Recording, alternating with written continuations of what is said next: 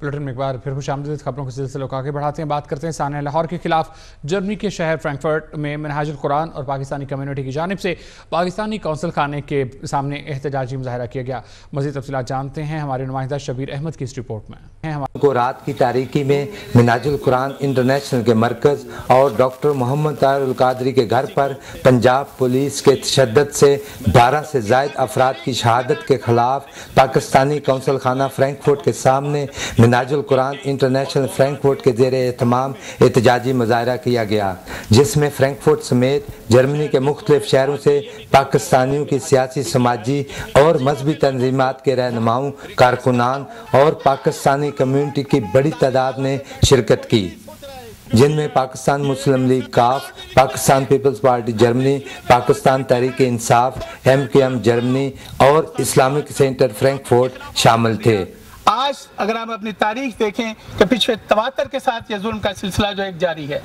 حسینیت کا پیغام بھی ہے اور یزیدیت کے ماننے والے بھی حسینیت کے خلاف کھڑے ہیں. آپ تمام حضرات مبارکباد کے مستحق ہیں کہ آپ نے باطل کو چھوڑ کر حق کی آواز پہ لبیک کہا.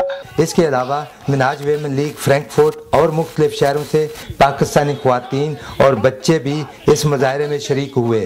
اس موقع پر ڈاکٹر سعیدہ شاہد کا کہنا تھا کہ جو لوگ ماڈل ٹاؤن کے سانحہ میں شہید ہوئے ہیں ان کا خون رائے گا نہیں جائے گا، کیونکہ ظلم پھر ظلم ہے، بڑھتا ہے تو مٹ جاتا ہے.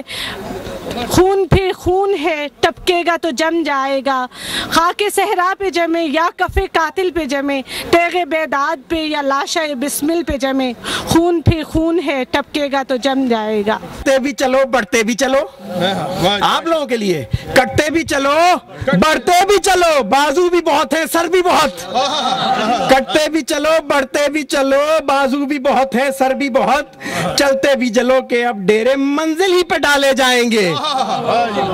مظاہرہ کی انتظامیہ نے کونسل خانہ کے وائس کونسلر چودھری وقار احمد کو ایک مذمتی یادداشت بھی پیش کی.